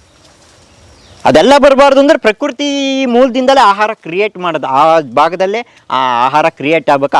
ಅಲ್ಲೇ ಆಶ್ರಯ ಆಹಾರ ಎರಡು ಬಂದ ಮೇಲೆ ನಿಮಗೆ ಶಿಕ್ಷಣನೂ ಬೇಕಾಗಿಲ್ಲ, ಇದು ಬೇಕಾಗಿಲ್ಲ. ನಗರಗಳ ಎಲ್ಲಿ ಆಹಾರ ಉತ್ಪತ್ತಿ ಆಗುತ್ತೋ ಹೋಗಿ ಜನ ಸಂಗ್ರಹಣೆ ಆಗ್ತೈತಿ. ಅದು ಜನಗಳು ಫಾರಮ್. ಈಗ ಇಲ್ಲೇನು ಕೋಳಿ ಒಂದೊಂದು ಹತ್ರ ಅದ್ರ ಕೋಳಿ ಫಾರಮ್ ಆದರೆ ಬೆಂಗಳೂರು ಜನಗಳು ಫಾರಮ್, ಒಬ್ರ ಪಕ್ಕ ಏನು ಕ್ರಿಯೇಟ್ ಮಾಡಲ್ಲ ಮನುಷ್ಯ. ಕ್ರಿಯೇಟ್ ಮಾಡ್ದವನು ಒಂದಂತವ್ ಸೇರ್ಕೊಂಡ್ರೆ ಏನಾಗುತ್ತೆ, ಇಲ್ಲಿ ಮೋಟ್ರುಗಳ್ನೇ ಹಾಕಿ ಒಂದೇ ತಾವಿದ್ರೆ ಕರೆಂಟ್ ಕೊಡೋರು ಯಾರು? ಅದಕ್ಕೆ ನೋಡಿ ದೇವ್ರು ಹೆಂಗೆ ಪ್ರಕೃತಿ ಹೆಂಗೆ ಇಂಬ್ಯಾಲೆನ್ಸ್ ಮಾಡೈತೆ ನೋಡಿ. ಅಲ್ಲಲ್ಲೇ ಅದ್ರ ಆಹಾರ ತಯಾರಬೇಕು, ಇದ್ರ ವೇಸ್ಟೇ ಅದಕ್ಕೆ ಆಹಾರ ಆಗಬೇಕು. ಇದೇನು ನಕ್ಷತ್ರ ನಿಯಮ, ಅದೆಲ್ಲ ಗ್ರಹ ನಿಯಮ ಹೇಳ್ತೀರಿ. ಒಂದು ಇನ್ನೊಂದಕ್ಕೆ ಅವಲಂಬಿಸಿ ಹೋಗ್ಬೇಕು ಅಂತ. ನಕ್ಷತ್ರ ಯಾವತ್ತೂ ಇನ್ನೊಬ್ರು ಸುತ್ತಲ್ಲ, ಅದು ಇನ್ನೊಬ್ಬನ ತನ್ನ ಸುತ್ತ ಸುತ್ತಿಸ್ಕೊಳುತ್ತೆ. ನೋಡ್ರಿ ಹಣ್ಣಿನ ಕತೆ ಹೆಂಗಿತ್ತು. ಸೀಬೆ ಹಣ್ಣಾದರೆ ಬ್ಯಾಲ್ದ ಹಣ್ಣು ಇಲ್ಲಿ ಬರ್ದಿದ್ದವನ್ನ ನಾವು ಬದುಗಳಿಗೆ ಕಳಿಸ್ತೀವಿ. ಇಲ್ಲಿ ಕಟಿಂಗ್ ಬರ್ದಿದ್ದವನ್ನ 500 ಗ್ರಾಮ್ಗಿಂತ ಹೆಚ್ಚಿಗೆ ಬರೋ ಅಂಥ ಹಣ್ಣುಗಳನ್ನ ನಾವು ಬದುಗಳಿರ್ತೀವಿ. ಅದು 15 ಅಡಿಗೊಂದು ಅಂತರ. ಇಲ್ಲಿ ಇದು ಸಾಲಿಂದ ಸಾಲಿಗೆ 8 ಅಡಿ, ಗಿಡದಿಂದ ಗಿಡಕ್ಕೆ 10 ಅಡಿ. ನೋಡ್ರಿ ಜಾತಿಯಿಂದ ಜಾತಿಗೆ 10 ಅಡಿ ಇರ್ತೈತಿ. ಅವು ಈ ಜಾತಿಗೆ 5 ಅಡಿ ಇರ್ತೈತಿ. ಏನು ಬಾಳೆ ತೋಟ ಮಾಡ್ತಾರೋ ಅದ್ರ ಮಧ್ಯೆ ಜಸ್ಟ್ ಇದೊಂದು ಹಾಕೋದು. ಅದು ಏಕದಳ ಆದ್ರಿಂದ ಅದಕ್ಕೂ ಇದಕ್ಕೂ ಕೊರತೆ ಆಗಲ್ಲ. ಯಾವಾಗಲೂ ಹೆಣ್ಣು ಗಂಡು ಎಷ್ಟು ಇಕ್ಕಟ್ಟಾದ ಜಾಗದಾಗ ಬೇಕಾದ್ರೂ ಹೊಂದಾಣಿಕೆ ಮಾಡ್ಕೊತಾರೆ. ಯಾಕೆಂದ್ರೆ ಅದು ಪ್ರಕೃತಿಲಿ ಆಕರ್ಷಣೆ ಇರ್ತೈತೆ ಅವೆರಡಕ್ಕೂ. ಗಂಡೆ ಹೆಣ್ಣೆಣ್ಣೆ ಹತ್ತಕ್ಕೆ ಆಗಲ್ಲ, ಇಕ್ಕಟ್ಟಾಗೋದು ಜರುಗು ಅಂತಾರೆ ಬೇಕಾದ್ರೆ. ಯಾವತ್ತೂ ನೀವು ಮ್ಯಾಗ್ನೆಟಾಗೂ ನೋಡ್ರಿ, ಎರಡು ಏಕದ ರೋಗಗಳು ಒಂದೊಂದಕ್ಕೆ ಸೆಳೆಯಲ್ಲ, ವಿರುದ್ಧದ್ದು ಆದ್ರೆ ಸೆಳ್ಕೊಂತಾವ. ಈಗ ಪ್ರಕೃತಿಲಿ ಇದನ್ನೇ ಆ ಪ್ರಕೃತಿ ದತ್ತವಾಗಿ ಹೋದರೆ ಇದು ಹೊರೆ ಆಗಲ್ಲ. ಯಾವ ಲೇಯರು ಗಿಯರ್ ಯಾವುದಿಲ್ಲ. ಪ್ರಕೃತಿಗೆ ಲೇಯರ್ ಗಿಯರ್ ಒಂದು ಪದದಲ್ಲಿ ಒಬ್ಬ ಮನುಷ್ಯ ಯಾರು ಸೆಂಟೆನ್ಸ್ ಮಾಡೋಕ್ಕಾಗಲ್ಲ. ನೀವು ಈಗೇನಾಗುತ್ತೆ, ಬಿಸಿ ರಕ್ತದ ಪ್ರಾಣಿಗಳು ನಾವು ಅಂತ ಇದ್ರೆ ನೀರಿನೊಳಗೆ ಕೋಲ್ಡ್ ರಕ್ತ ಮಾಡುತ್ತೇವೆ ಪ್ರಕೃತಿ. ನಾನು ಸಿದ್ಧಾಂತ ಮಾಡಿರಿ ನೋಡ್ರಿ, ಪ್ರಪಂಚ ನೀವು ಅದು ಹೋಗ್ರಿ, ಕೋಲ್ಡ್ ಬ್ಲಡ್ ಇರುತ್ತಲ್ಲಿ. ಅದ್ಭುತ. ನೀವು ಪ್ರಕೃತಿ ಅರ್ಥ ಮಾಡ್ಕೊಂಡ್ರೆ ಏನೇನು ಬೇಕಾಗಿಲ್ಲ. ನಿಮ್ಮ ರಕ್ತದಲ್ಲಿ ಒತ್ತಡದಲ್ಲಿ ಪಂಪಿಂಗ್ ಆಗ್ತಾ ಇರ್ತೈತಿ, ಒತ್ತಡದಾಗ ಹೋಗ್ತಿರ್ತೈತಿ. ಎಲ್ಲ ಓಪನ್ ಆದರೆ ರಕ್ತ ಪಂಚರ್ ಆಗೋದು ಹೆಂಗೆ, ಓಪನ್ ಇದಾಗೋದು ಹೆಂಗೆ, ಅದಕ್ಕೆ ಫೈಬ್ರಿಜೋನು ಅನ್ನೋ ಅಂಶ ಇರುತ್ತೆ. ಆ ತಕ್ಷಣ ಅಲ್ಲಿಗೆ ಅದನ್ನು ರಾಸಾಯನಿಕನ ಬಿಡುಗಡೆ ಮಾಡುತ್ತೆ. ಅವಾಗ ರಕ್ತ ನಾರು ರೂಪಕ್ಕೆ ಬಂದು ಅದು ಹಂಗೆ ಬ್ಲಾಕೇಜ್ ಆಗುತ್ತೆ. ಇದನ್ನೆಲ್ಲ ಮಾಡ್ತಾರೆ ಯಾರು ಈಗ? ಆರ್ಟ್ ಇಲ್ಲೇ ಇರಬೇಕು, ಶ್ವಾಸಕೋಶ ಇಲ್ಲೇ ಇರಬೇಕು, ಇದನ್ನೆಲ್ಲ ಕ್ರಿಯೇಟ್ ಮಾಡ್ದಾನೆ ಯಾರು? ಬ್ರೈನ್ ಇಲ್ಲೇ ಇರಬೇಕು, ಬ್ರೈನಿಗೆ ತೊಂದರೆ ಆಗ್ದಂಗೆ ಇರಲಿ ಅಂತ ಸುತ್ತಲೂ ಕೂದಲು ಕೊಟ್ಟರೆ ನಾವು ಶೋಕಿಗೆ ಇದನ್ನೆಲ್ಲ ಈಗೆಲ್ಲ ಎತ್ತಕ್ಕೆ ಮಾಡ್ತಾಯಿದ್ದೀವಿ. ಈಗ ತೋರಿಕೆಗೋಸ್ಕರ ಮಾಡ್ತಾಯಿದ್ದು, ತೋರಿಕೆಗೋಸ್ಕರ ಪ್ರಕೃತಿ ಮಾಡಿಲ್ಲ ಅದನ್ನ. ಇಲ್ಲೇ ವಿಷನ್ ಕೊಡಬೇಕು, ಇಲ್ಲೇ ಕ್ಯಾಮ್ರಾ ಕೊಡಬೇಕು. ಇದನ್ನ ನೋಡೇ ಎಲ್ಲರೂ ವಿಜ್ಞಾನಿಗಳಾಗಿರೋದು. ಸ್ಥಿರ ಚಿತ್ರ, ಚಲನಚಿತ್ರ ಆಗಬೇಕು ಅಂದರೆ ಅವ್ನಿಗೆ ಅರ್ಥ ಆಗ್ಬಿಡ್ತು. ನೀವು ಸಿಡ್ಲು ಗುಡುಗು ನೋಡಿ, ನಿಮಗೆ ಬೇಗ ಗುಡುಗುಗಳು ಮಿಂಚು ಕಾಣಿಸುತ್ತೆ, ಆಮೇಲೆ ಗುಡುಗು ಕೇಳಿಸುತ್ತೆ. ಇಲ್ಲೇ ಧ್ವನಿ ದೃಶ್ಯಕ್ಕೆ ಆ ಕ್ರಿಯೇಟಿವಿಟಿ, ಪ್ರಕೃತಿ ಅರ್ಥ ಮಾಡ್ಕೊಳ್ಳಿ. 1 ಸೆಕೆಂಡ್ ಒಳಗೆ ಅಷ್ಟು ದೃಶ್ಯನ ಸೆಕೆಂಡ್ ವೇಗದಲ್ಲಿ ಕೊಡಬೇಕು. ದೃಶ್ಯ ಕೊಡಬೇಕಾದ್ರೆ 1 ಸೆಕೆಂಡ್ಗೆ 24 ಫ್ರೇಮ್ನ ಕಣ್ಣು ಸೆರೆ ಹಿಡಿತೈತೆ. ಇದು ಯಾರು ಹೇಳ್ಕೊಟ್ಟಿದ್ರು? ಪ್ರಕೃತಿ. 24 ಫ್ರೇಮ್ ಸೆರೆ ಹಿಡಿದ್ರೆ ಅದು ಚಲನೆ ಬರೋದು, ಇಲ್ಲಾಂದ್ರೆ ಸ್ಥಿರ ಚಿತ್ರ ಆಗುತ್ತೆ. ಅದಕ್ಕೆ ನಮ್ಮದು ಫೋಟೋಗ್ರಫಿ ಇಂದವೆಲ್ಲ ನೋಡಿರ್ಬೇಕಾದ್ರೆ ಇವೆಲ್ಲ INR ಇವೆಲ್ಲ ವಾರ್ತಾ ಸಂಸ್ಥೆಗೆ ಸ್ಲೋ ಬರ್ತಾ ಇರ್ತವೆ ವಿಡಿಯೋಗಳು. ಯಾಕಂದರೆ ಈ ಫ್ರೇಮ್ದು ಸಿಸ್ಟಮ್ ಗೊತ್ತಾಗಿರಲ್ಲ. ಅದು ಯಾರು ಹೇಳ್ಕೊಟ್ಟಿದ್ರು ಪ್ರಕೃತಿಗೆ? ನಿಮ್ದು ಇದೊಂದು ಮೂಮೆಂಟ್ ಬರಬೇಕು ಅಂದರೆ 24 ಫೋಟೋನ ತೆಕ್ಕೊಂಡಿರ್ತಿತ್ತು ಕಣ್ಣು. ಅದನ್ನು ಹಿಂದಿಂದೆ ಜೋಡಿಸುತ್ತೆ. ಧ್ವನಿಗೂ ದೃಶ್ಯಕ್ಕೂ ವ್ಯತ್ಯಾಸ ಇರುತ್ತೆ ನೋಡಿ, ಅದನ್ನು ಜೋಡಿಸುತ್ತೆ. ವಿಡಿಯೋನ ಆಡಿಯೋ ಬರೋದಕ್ಕೆ ಅಷ್ಟು ವಿಡಿಯೋ ತೋರಿಸ್ಬೇಕಂದ್ರೆ ಅದು ಸೆಕೆಂಡ್ ವೇಗದಲ್ಲಿ ಬರಬೇಕು. ಯಾರು ಹೇಳ್ಕೊಟ್ಟಿದೆ ಇದನ್ನ? ನಿಮ್ಮೊಳಗೆ ಬ್ರಹ್ಮಾಂಡ ಅಡಗಿದೆ. ಇದನ್ನೆಲ್ಲ ಭಾಷೆಗೆ ತಂದಿದ್ದೀವಿ. ಆಂತರಿಕ ಎಲ್ಲ ಖಾಲಿ ಬಯಲು ಮಾಡ್ಕೊಂಬಿಟ್ಟಿದ್ವಿ. ಬಹಿರಂಗ ಸಾಧನೆ ಇರೋದು, ಮನುಷ್ಯನ ಸಾಧನೆ ಇರೋನು ಯಾವತ್ತೂ ಎದ್ರಿಕೊಂಡು ಹೋಗಲ್ಲ. ಅದಕ್ಕೆ ನೀವೇ ಉದಾಹರಣೆ ನೋಡಿ. ನಿಮ್ಮ ವಿಡಿಯೋ ನಾನು ನೋಡಿದ್ದೀನಿ. ಓಂ ಪ್ರಥಮದಾಗ ನೀವು ಅಡುಗೆ ಮಾಡ್ತಾಯಿದ್ರಿ, ಜೀವನ ನಡೆಯಲ್ಲ, ಎಲ್ಲಿಗೆ ಹೋಗೋದು ಅಂತ ನೀವು ತಡ್ಕಾಡ್ತಾ ಇದ್ರಿ. ಮಾಡ್ತಾ ನಿರಂತರ ಅದರೊಳಗೆ ಇಳಿದಿದ್ದಕ್ಕೆ ನೀವು ಉಳ್ಕೊಂಡಿದ್ದೀರಾ. ಇವತ್ತು ಯಾರನ್ನೂ ಎತ್ಕೊಂಬರೋಕ್ಕಾಗಿಲ್ಲ. ಈಗ ಯಾವ ಯೂಟ್ಯೂಬ್ ಬಂದು ಇರೋತಕ್ಕೆ ಏನು ಹೊಟ್ಟೆ ಒರೆಸಲ್ಲ. ಈಗ ನಿಮ್ಮ ಕ್ರಿಯೇಟಿವಿಟಿಗೆ ಅವ್ರಿಗೆ ಬೆಲೆ ಕೊಡ್ತಾರೆ ಅಷ್ಟೇ ಹೊರತಾಗಿ ಯಾರನ್ನೂ ಎತ್ತಕ್ಕಾಗಲ್ಲ. ನಾನು ಅದನ್ನೇ ಆಂತರಿಕವಾಗಿ ಶೋಷಣೆ ಸ್ಟಾರ್ಟ್ ಆಯ್ತು ಅಂದ್ರೆ ನಿಮ್ಮನ್ನು ಯಾವನ್ನೂ ಎತ್ತಕ್ಕಾಗಲ್ಲ. ಅವನು ತಡ್ದ ಇವನು ತಡ್ದ, ಯಾರು ಕಾಳನಾಯಕ ಇದ್ದಷ್ಟು ನಾಯಕಕ್ಕೆ ಬೆಲೆ ಬರುತ್ತೆ. ಈಗ ನಾವು ಅರ್ಥ ಮಾಡ್ಕೊತಾ ಇಲ್ಲ. ಇದು ಎಲ್ಲೇ ನೋಡ್ರಿ, ನೀವು ಕಾನ್ಸೆಪ್ಟ್ ಎಲ್ಲೇ ನೋಡ್ರಿ ಇಲ್ಲಿ ನುಗ್ಗೆ ಗಿಡ ಐತೆ, ಇಲ್ಲಿ ನೇಪಿಯರ್ ಐತಿ. ಈ ಕಾನ್ಸೆಪ್ಟ್ ಎಲ್ಲಿಗೋದ್ರೂ ನಾನು ಪ್ರಾಯೋಗಿಕವಾಗಿ ಮಾಡ್ತಾ ಇದ್ದೀನಿ. ಇದೇ ಅದ್ಭುತವಾದ ಪ್ರಕೃತಿ ಮಾಡಿರಿ. ಇದು ಉದ್ಯೋಗನೂ ಇಲ್ಲೇ ಸಿಗುತ್ತೆ ನೋಡಿ. 1 ಹಾಕಿರಿ 100 ಭಾಗ ಬರುತ್ತೆ ಭೂಮಿ. ನೀವು 10% ಅಷ್ಟೇ ಬ್ಯಾಂಕಿಗೆ ಬರೋದು, 13% 10% ಒಂದು ಬ್ಯಾಂಕಿಗೆ ಹಾಕಿರಿ. ಈ ಬ್ಯಾಂಕಿಗೆ ಹಾಕಿರಿ 100% ಬರುತ್ತೆ. ಯಾರು ಇಲ್ಲಿಗೆ ತೊಡಗಿಸೋಕ್ಕೆ ಯೋಚನೆ ಮಾಡ್ತಾರೆ. ಎಲ್ಲ ಕಂಪ್ನಿ ನಂದಿನಿಯರ ಹಾಲು ಕರಿಯೋಕ್ಕೆ ಇಷ್ಟಪಡಲ್ಲ, ಹಾಲು ಮಾರೋಕ್ಕೆ ಇಷ್ಟ ಮಾಡ್ತಾರೆ, ಹಾಲು ಪ್ಯಾಕೆಟ್ ಮಾಡ್ತಾರೆ. ಇದು ಹೆಂಗೆ ಅದ್ಭುತ ಇದೆ ನೋಡಿ. ಯಾವುದೇ ಕಂಪ್ನಿರು ಬೆಳೆ ಬೆಳೆಯೋಕ್ಕೆ ಬರಲ್ಲ. ಬೆಳೆದಿದ್ದ ಬೆಳೆನ ಮಾರ್ಕೆಟ್ ಮಾಡೋಕ್ಕೆ, ಬೆಳೆಯೋತಕ್ಕೆ ಬರಬೇಕು, ಕ್ರಿಯೇಟಿವ್ ಆಗಬೇಕು ಮೊದಲು, ಆಮೇಲೆ ಡಿಸ್ಟ್ರಿಬ್ಯೂಷನ್ ಬರಬೇಕು ಅಂತಂದ್ರೆ ನೋಡ್ರಿ. ಇವತ್ತೆಲ್ಲ ಈ ಥರ ಯುವಕರುಗಳು ಈ ಥರ ಬರಬೇಕು. ಒಂದೊಂದು ಜಿಲ್ಲೆಗೆ 3 ಜನ ಬನ್ನಿ ಸಾಕು, ಬದಲಾವಣೆ ತಂದು ಬಿಡ್ಬೋದು. ಅವಾಗ ಯಾರ್ದೋ ಭೂಮಿ ಇರ್ತೈತೆ, ಒಬ್ಬನ ಕೈಲಿ ಹಣ ಇರ್ತೈತೆ, ಒಬ್ಬನ ಕೈಲಿ ಶಕ್ತಿ ಇರ್ತೈತಿ. 3 ಜನ ಸೇರ್ಕೊಂಡ್ರೆ ಅದ್ಭುತ ಸೃಷ್ಟಿ ಮಾಡ್ಬೋದು. ದಾನದಲ್ಲಿ ಧರ್ಮ ಅಲ್ಲ, ದಾನ, ಭಿಕ್ಷೆ, ಈ ಸಾಲ, ಈ 3ರಲ್ಲೂ ಏನೂ ಮಾಡೋಕ್ಕಾಗಲ್ಲ. ಸಾಧನೆ ಮಾಡೋಣ ಈ 3 ನೆಚ್ಕೊಂಡು ಹೋಗೋಕ್ಕಲ್ಲ. ಈ 3 ಬಿಟ್ಟು ಹೋಗಬೇಕು ಅಂತಂದರೆ 3 ಜನನೂ ಕೂಡಬೇಕು. ಭೂಮಿಯೂ, ಶ್ರಮದನು, ಹಣದನು ಕೂಡಿರ ಆಳಿನ ಸಮಸ್ಯೆ ಇರಲ್ಲ, ಬಂಡವಾಳದ ಸಮಸ್ಯೆ ಇಲ್ಲ, ಮಾರುಕಟ್ಟೆ ಸಮಸ್ಯೆನವರೆಲ್ಲ. ಇದು ಸ್ಲೋ ಪ್ರೋಸೆಸ್ ಆದ್ದರಿಂದ ಇಲ್ಲಿ ನೀವು ಸಾಲ ತಂದು ಇದನ್ನು ಮಾಡೋಕ್ಕಾಗಲ್ಲ. ಯಾರು ಸಾಲ ತಂದು ಇದನ್ನೆಲ್ಲ ಮಾಡೋಕ್ಕಾಗಲ್ಲ. 0 ಇನ್ವೆಸ್ಟ್ಮೆಂಟಾಗೆ ಮಾಡಬೇಕು. 3 ವರ್ಷ ಕಾಯಬೇಕು ಇದಕ್ಕೋಸ್ಕರ. ಇದರಲ್ಲಿ ಏನಾಗುತ್ತೆ, 100 ಹಣ್ಣು ಮಾಡಿದ್ರೆ ನೀವು ಇದರಲ್ಲಿ ಬೆಳೆಯೋದು ಅರ್ಧ ಭಾಗ ಆದರೆ ಇದನ್ನು ನಾವು ನೇರವಾಗಿ ಗ್ರಾಹಕರಿಗೆ ತಿನ್ನಿಸ್ಬೇಕು. ಪ್ಲೇಟಿಗೆ ಸರ್ವ್ ಮಾಡ್ಬೇಕು ತಗೊಂಡೋಗಿ. ಮಧ್ಯಾಹ್ನ ಬೆಳೆದ ಅಂದರೆ ಮಧ್ಯಾಹ್ನ ನೀವು ತಲುಪಿಸೋ ಜವಾಬ್ದಾರಿ ತಗೋಬೇಕು. ಅದಕ್ಕೊಂದು ವ್ಯವಸ್ಥೆ ಎಣ್ಕೋಬೇಕು. ಆಮೇಲೆ ಈ ಕಾಪಿ ಡೇ ಸಿದ್ಧಾರ್ಥ ನೀವು ನೋಡ್ತಾ ಇದ್ದೀರಾ, 300 ರೂಪಾಯಿ ಕಾಪಿ ಪುಡಿ ಇತ್ತು. ಆ ಕಾಪಿ ಡೇ ಒಳಗೆ ಕಾಪಿ ಸೇರೋ 6000 ಆಗುತ್ತೆ. ನಮ್ಗೆ ಆ ಐಡಿಯಾ ಬಂದಿದ್ರೆ ಮೊದಲು ನಾವು ಕಾಪಿ ಕಾಯಿಸೋದ, ನಾವು ಕೀಳ್ಮಟ್ಟಕ್ಕೆ ಹೋಗಿದ್ದೆ. ನಾವು ಟೀ ಶಾಪ್ ಇಕ್ಕದ, ಅದಾಗ್ದಿಲ್ಲ ಕೆಲಸ ಅಂತ ಮೇಲ್ಮಟ್ಟಕ್ಕೆ ಇಳಿಬೇಕು ಅಂದರೆ 0ಕ್ಕೆ ಹೋಗೇ ಮೇಲ್ಮಟ್ಟಕ್ಕೆ ಹೋಗ್ಬೇಕು. 0ಕ್ಕೆ ಹೋದನೇ ಹೀರೋ ಆಗೋಕ್ಕಾಗೋದು. 0ಕ್ಕೆ ಹೋಗೋಕ್ಕೆ ನಾವು ಯಾರೂ ರೆಡಿ ಇಲ್ಲ. ಈಗ ನಾವೆಲ್ಲ ಬರೀ ಇದು ವೇಷಕ್ಕೆ ಒಳಗಾಗ್ತಿದ್ವಿ. ಇಲ್ಲ, ವೆಂಕಟೇಶ್ವರನೂ ಆಗಬೇಕು, ಗೊಮ್ಮಟೇಶ್ವರನೂ ಆಗಬೇಕು. ಅವಾದರೆ ನಾವು ಸಾಧನೆ ಮಾಡೋಕ್ಕಾಗೋದು. ಬರೀ ನಾವು ವೆಂಕಟೇಶ್ವರನೇ ಆಗ್ತೀವಿ ಅಂದರೆ ಸಾಧ್ಯ ಇಲ್ಲ. ಫಸ್ಟ್ ಗೊಮ್ಮಟೇಶ್ವರನಿಂದ ಹತ್ತಬೇಕು ವೆಂಕಟೇಶ್ವರಿಗೆ. ಎಲ್ಲ ಏರಿವೇಶನ್ನ ತಡ್ಕೋಬೇಕು, ಜೀವನ ತಡ್ಕೋಬೇಕು, ಸಾಧನೆ ಮಾಡ್ಕೋಬೇಕು, ಸಾಧನ ಅಲ್ಲ. ನೋಡಿ ಅದ್ಭುತವಾದಿದೆ. ಇದೇ ಥರ ಸಪೋರ್ಟ್ ಹಾಕಿ, ನಿಂಬೆ ಹಾಕಿ, ಹಿಂಗೆ ವೈವಿಧ್ಯತೆ ಹಾಕ್ಬೋದು. 650 ಒಂದು ಎಕರೆಗೆ ಇವು ಬರ್ತವೆ, 650 ಬರ್ತವೆ, 1200 ಇವು ಬರ್ತವೆ, ಪ್ಲಸ್ 30 ಅಡಿ ತೆಂಗು ಇರ್ತವೆ. ತೆಂಗಿನ ತೋಟನೂ ಹೌದು, ಸೀಬೆ ತೋಟನೂ ಹೌದು, ಬಾಳೆ ತೋಟನೂ ಹೌದು, ಕಬ್ಬಿನ ತೋಟನೂ ಹೌದು. ಈಗ ಎತ್ತರಕ್ಕೆ ಬೆಳೆದಂಗೆಲ್ಲ ಫಸಲು ಜಾಸ್ತಿ ಬರುತ್ತೆ, ಕಟ್ ಮಾಡಿದ್ರೆ ಕಡಿಮೆ ಆಗಲ್ವಾ? ಇಲ್ಲ, ನಾವು ಇದನ್ನ ನಿಯಂತ್ರಿಸ್ಬೇಕು. ಕುಬ್ಜ ತೋಟಗಾರಿಕೆ ಅಂದ್ರೆ ನಮ್ಗೆ 50 ಅಷ್ಟೇ ಬೇಕಿಲ್ಲಿ. ಸಂಖ್ಯೆ ಹೆಚ್ಚಿಸಿದ್ರೆ ದೊಡ್ಡದಾಗಿದ್ರೆ 1000 ಬರ್ತಿತ್ತಲ್ಲ. ಬೇಡ, 1000 ಬೆಳೆದ್ರೆ ಇನ್ನೊಂದು ಬೆಳೆ ಬೆಳೆಯೋಕ್ಕಾಗಲ್ಲ, ವೈವಿಧ್ಯತೆ ಬೆಳೆಯೋಕ್ಕಾಗಲ್ವಲ್ಲ. ವೈವಿಧ್ಯತೆ ಬೇಕು. ನೀವು 1000 ಬೆಳೆದ್ರು 40 ಊರಾಗ 10 ಜನ ಇರ್ತಾರೆ, 50 ಜನಕ್ಕೆ ಆಹಾರ ಬೆಳೆದ್ರೆ ಅದು ಕೊರತೆ ಯಾರಿಗೆ ತಪ್ಪದು?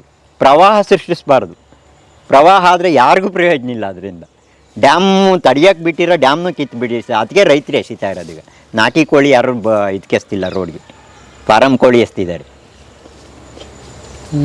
ಅಷ್ಟೇ. ಅಲ್ಲೇ ಆಹಾರ ಅಷ್ಟಕ್ಕಷ್ಟೇ ಆಗಬೇಕು, ಹೆಚ್ಚಾಗಬಾರ್ದು. ಮನೆಗೆ ನಿಮ್ಮದು ಒಲೆ ಐತೆ ಅಂತ ಅಂದ್ರೆ 20 ಜನಕ್ಕೆ ಅಡುಗೆ ಮಾಡಿರಿ, ಅಲ್ಲಿ ಮನೆ ಗಾತ್ರಕ್ಕೆ ತಕ್ಕನಂಗೆ ಅಡುಗೆ ಮಾಡಬೇಕಲ್ಲಿ. 10 ಜನ ಅವ್ರಂದ್ರೆ 10 ಜನ, ಒಂದಿಬ್ಬರಿಗೆ ಎಕ್ಸಸ್ ಇರಬೇಕು. ನೀವು 20 ಜನಕ್ಕೆ ಅಡುಗೆ ಮಾಡಿ ಅಳಿಸೋಗಲ್ವರೆಗೆ. ದೇವ್ರ ಅದಕ್ಕೆ ಎಲ್ಲ ಅಕ್ಕಿ ಭತ್ತದ ರೂಪದಾಗ ಇಟ್ಟಿದ್ದಾನೆ, ಯಾವುದು ಅಕ್ಕಿ ಮಾಡಿಲ್ಲ. ಇದಕ್ಕೆ ಆಹಾರ ಎಲ್ಲಿರ್ತೈತೆ ಅಂದರೆ ಕೆಳಗಡೆ ಕರ್ಲು ಲೇಯರ್ ಇರುತ್ತೆ, ಅದು ಪಟಾಶ್ ಲೇಯರ್. ಅದು ಎಷ್ಟು ಬೇಕೋ ಪಟಾಶ್ ಅಲ್ಲಿರುತ್ತೆ. ಅದರಿಂದ ಕೆಳಕ್ಕೆ ಹೋದ್ರೆ ಸಿದ್ದೆ ಮಣ್ಣು ಅಂತ ಹೇಳ್ತಾರೆ ನಮ್ಮ ಕಡೆಗೆ. ನಿಮ್ಮ ಕಡೆಗೆ ಏನಂತಾರೋ ಗೊತ್ತಿಲ್ಲ. ವೈಟ್ ಬರ್ತೈತೆ ಕರ್ಲಡಿಗೆ ಹೋದರೆ, ಅದು ಕ್ಯಾಲ್ಸಿಯಂ ಲೇಯರು. ಆ ಎರೆಹುಳ ಏನಾಗುತ್ತೆ, ಮ್ಯಾಗ್ಲಿನ ಕೆಳಕ್ಕೆ ತಂದು ಹಾಕ್ತಾ ಇರ್ತೈತೆ ದಿನ ಮಣ್ಣು. ನೀವು ಏರ್ಬೇಕಾಗಿಲ್ಲ ಮಣ್ಣ. ಇಲ್ಲಿ ಎನ್ವೈರ್ಮೆಂಟಾಗಿ ಕ್ರಿಯೇಟ್ ಮಾಡಿಕೊಡ್ಬೇಕು, ಸ್ವತಂತ್ರ ಕೊಡಬೇಕು ಫಸ್ಟ್.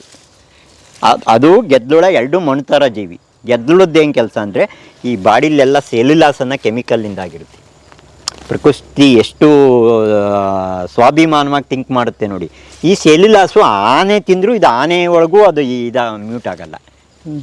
ಅದು ಗೆದ್ದಲುಳನೇ ತಿನ್ಬೇಕು. ಆ ಮಣ್ಣು ತಂದು ಮ್ಯಾಕ್ ಲೇಪನ ಮಾಡಿ, ಅದು ಹಸಿ ಅಲ್ಲ, ಒಣಗಾಗಿ ಬಿದ್ದಾಗ ಗೆದ್ದಲುಳ ಬಂದು ಗಟ್ಟಿದೆಲ್ಲ ಗೆದ್ದಲುಳ ತಿನ್ನುತ್ತೆ, ಸ್ಮೂತಾಗಿರೋದೆಲ್ಲ ಎರೆಹುಳ ತಿನ್ನುತ್ತೆ. ಅವೆರಡು ಪುಕ್ಷತೆ ತಿನ್ನಲ್ಲ, ಮಣ್ಣು ತಂದು ತಿನ್ನುತ್ತೆ.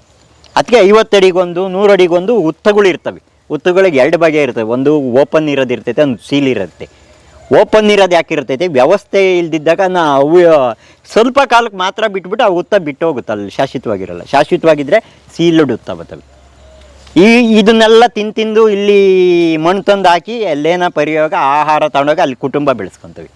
ಹುತ್ತುಗಳು ಏನು ಮಾಡ್ತವೆ ಅಂದರೆ ಇದೇ ಕೆಲಸ ಮಾಡೋದು. ಇಲ್ಲಿ ಏನು ಮಾಡಬೇಕು, ವಸತಿ ನಾವು ನಿರ್ಮಾಣ ಮಾಡಿಕೊಡ್ಬೇಕು. ಎಲ್ಲ ಊರು ನೀರು ಬಿಡೋದು ಅಂದರೆ ಊರನ್ನ ಸುತ್ತಲೂ ಕಟ್ಟಿ ಊರಿಗೆ ನೀರು ತುಂಬೋದು. ನಮ್ಮ ವ್ಯವಸಾಯ ಪದ್ಧತಿ ಹಂಗೆ ಬಂದಿದೆ. ಗೆಳೆಯರೇ, ವೆಂಕಟೇಶ್ ಸರ್ ನಾನು ಮೊದಲೇ ಹೇಳಿದ್ದೆ ಕೃಷಿ ವಿಶ್ವವಿದ್ಯಾನಿಲಯ ಅಂತ. ಎಷ್ಟೊತ್ತು ಬೇಕಾದ್ರೂ ಮಾತಾಡ್ತಾರೆ. ನಾನಂತೂ ನೋಡಿರ್ತೀರಿ ಬೇಕಾದಷ್ಟು ಪ್ರಶ್ನೆಗಳನ್ನ ಕೇಳಿರ್ತೀನಿ. ಇಲ್ಲಿ ಅದಕ್ಕೆ ಅವಕಾಶನೇ ಮಾಡಿಕೊಟ್ಟಿಲ್ಲ ಸಾಹೇಬರು. ಎಲ್ಲದನ್ನು ಏಕಕಾಲದಲ್ಲಿ, ಯಾಕೆ ಅಂದರೆ ನನಗೂ ಸ್ವಲ್ಪ ಅನುಭವ ಇರಬೇಕಾಗತ್ತೆ ಏನಾದರೂ ಪ್ರಶ್ನೆಗಳನ್ನ ಕೇಳಬೇಕಂದ್ರೆ. ಯಾಕಂದರೆ ಈ ಥರದ್ದು ನನಗೂ ಹೊಸದು ಸರ್. ಎಲ್ಲರಿಗೂ ಹೊಸದು, ಎಲ್ಲ ದಿನನೂ ಹೊಸದು. 100 ವರ್ಷ ಐತೆ ಅಂದರೆ ಅದ್ರಾಗ ಒಂದೊಂದು ದಿನನೂ ಪ್ರತಿಯೊಬ್ಬ ಮನುಷ್ಯನಿಗೂ ಹೊಸದು. ಯಾವ ಅನುಭವನೂ ನಿಧಾನಕ್ಕೆ ಬರಲ್ಲ, ಮಾಡ್ತಾ ಬರುತ್ತೆ ಬಿಡಿ ಅದೆಲ್ಲ. ಹಾಗಾಗಿ ನೇರವಾಗಿ ಇಲ್ಲಿಗೆ ಬರ್ರಿ. ಯಾಕೆ ಅಂತ ಹೇಳಿದ್ರೆ, ಇದು ಸುಮ್ಮನೆ ವಿಡಿಯೋದಲ್ಲಿ ನೋಡಿ ತೃಪ್ತಿ ಆಗೋದಲ್ಲ, ನೀವು ಲೈವ್ ಆಗಿ ನೋಡಬೇಕು. ಯಾಕೆ ಅಂದರೆ, ನೀವು ಒಂದು ಕೃತಕ ಮಳೆಯನ್ನು ಹೇಗೆ ಬರೆಸ್ತಾರೆ ಇವರು ಅಂತಂದರೆ ನಿಮ್ಗೆ ನೋಡಿದರೆ ಸೋಜಿಗೆ ಆಗುತ್ತೆ, ಅದ್ಭುತ ಅಂತ ಅನ್ಸುತ್ತೆ. ಒಂದು ಮ್ಯಾಜಿಕ್ ಥರ ಪ್ರಯೋಗ ನಡೆದೋಯ್ತು ನನ್ನ ಎದುರುಗಡೆನೆ. ಯಾವ ಪ್ರಾಣಿನೂ ಅರ್ಚಿ ಶಬ್ದ ಇಲ್ಲ ನೋಡಿ, ಯಾವ ಪ್ರಾಣಿನೂ ನನ್ನ ಕೂಗಲ್ಲ ನೋಡ್ರಿ. ಬೆಳಿಗ್ಗೆಯಿಂದ ನಿಮ್ಮ ಎದುರಿಗೆ ನೋಡ್ತಾ ಇದ್ದಿ, ಇದೇ ಸತ್ಯ ಇರೋದೆಲ್ಲ. ಎಲ್ಲ ತಳಿ ಕರುಗಳು ಮಾತ್ರ ಇಲ್ಲಿ ಇಟ್ಟಿದ್ದೀನಿ, ಈ ದೊಡ್ಡವೆಲ್ಲ ದೂರ ಇದಾವೆ. ಹಾಗಾಗಿ ಬೇರೆ ಕಡೆ ಎಲ್ಲ ನೋಡಿರ್ತೀನಿ, ರೈತರು ಏನು ಹೇಳ್ತಾರೆ ಅಂದರೆ, ನಾನು ಎಕರೆಗೆ ಇಷ್ಟು ಲಕ್ಷ ದುಡಿದ್ಬಿಟ್ಟೆ, ಅಷ್ಟು ಕೋಟಿ ದುಡಿದ್ಬಿಟ್ಟೆ ಅನ್ನೋ ಮಾತೇ ಕೇಳಿಸಿರ್ತೀವಿ. ಇಲ್ಲಿ ಸರ್ ಏನು ಹೇಳ್ತಿದ್ದಾರೆ ಅಂದರೆ, ನನ್ನ ಪ್ರಯೋಗ ನಿಮಗೆಲ್ಲರಿಗೂ ದಾಟ್ಲಿ, ಇದು ಎಲ್ಲ ಕಡೆ ಪ್ರಯೋಗ ನಡೀಲಿ, ಇಸ್ರೇಲ್ ಮಾದರಿ ಬೆಳೆದು ನಾವು ಕೂಡ ಮುಂದುವರಿಯೋಣ ಅಲ್ವಾ. ಇಸ್ರೇಲ್ಗೆ ಆಗಿದೆ ಅಂದ್ರೆ ನಮ್ಗೆ ಯಾಕೆ ಸಾಧ್ಯತೆಗಳಿಲ್ಲ? ಹೌದು ಸರ್, ಬದುಕಿನ ಬತ್ತಿಲ್ಲಿ ಬಿಸಿ ಊಟ ನೋಡಿದ್ದೀರಾ, ಇವತ್ತು ಹಸಿ ಊಟ ಕೊಟ್ಟಿದ್ದಕ್ಕೆ ತಪ್ಪು ತಿಳ್ಕೊಬಾರ್ದು. ಭಾಳ ಖುಷಿ ಆಯಿತು ಗೆಳೆಯರೇ. ಇನ್ನೂ ಒಂದು ಸಾರಿ ಇದರ ಅಡ್ರೆಸ್ ಸರ್ ಹೇಳ್ಬಿಡ್ತಾರೆ. ಸರ್ ಹೇಳಿ ಸರ್. ನಮ್ದು ಅಡ್ರೆಸ್ ಏನಿಲ್ಲ, ನಿಮ್ಮದು ತುಮಕೂರು ಡಿಸ್ಟಿಕ್ಕು, ಗುಬ್ಬಿ ತಾಲೂಕು, ಚೇಳೂರು ಗ್ರಾಮ. ಪ್ರತಿಯೊಬ್ಬರಿಗೂ ಆಲ್ರೆಡಿ ಅರ್ಧ ಜನಕ್ಕೆ ಅಡ್ರೆಸ್ ಗೊತ್ತಿದೆ. ಕಾಲ್ ಮಾಡಿ, ಯಾವಾಗ ಬೇಕಾದ್ರೂ ಕಾಲ್ ಮಾಡಿ.